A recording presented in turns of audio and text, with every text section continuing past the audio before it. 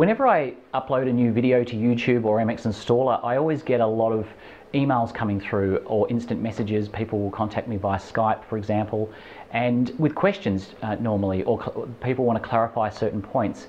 And that's probably one of the best parts of MX Installer is that I get to interact with people from all over the world, which is fantastic. So please keep the inquiries coming through. If I don't respond to your emails within 24 hours, please forgive me. It's just that I do tend to get a lot of inquiries through on a daily basis. But the last video I uploaded, What is Edge Recording, I saw an overwhelming number of, I think a record number of email inquiries coming through. And here's an example of some of the questions I've been getting. This one from this gentleman, he's an installer. He said, his question was, couldn't distributed architecture, that is installing DVRs out at the edge, also be referred to as a decentralized system? And I think it's an interesting question.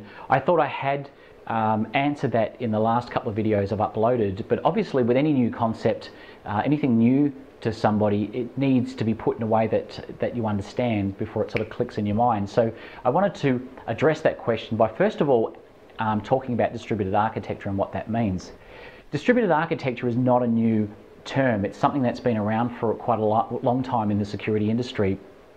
And it's all about duplicating your the number of your recording servers. So instead of having one central recording server that's taking in all the recordings at once, as you're scaling up the size of the system, you can deploy other recording servers around the site to smaller clusters of cameras to improve the reliability of the system and lower your bandwidth.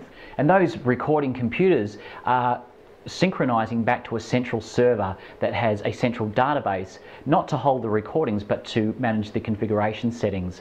So distributed architecture, it doesn't matter whether you're synchronizing the database to a central server or you're synchronizing the recording server databases to workstation databases, which is a new form of distributed architecture. It doesn't matter, it's still relying on these recording servers to manage the system. So the key difference between a centralized and a decentralized system is a centralized system has the video management software. All the system logic resides at a computer, whether it's an embedded DVR or an NVR, it doesn't matter what you're calling it, it's a computer with a piece of software managing the system. A decentralized system is where you have the video management software installed at the camera, so all the system logic resides in each individual camera.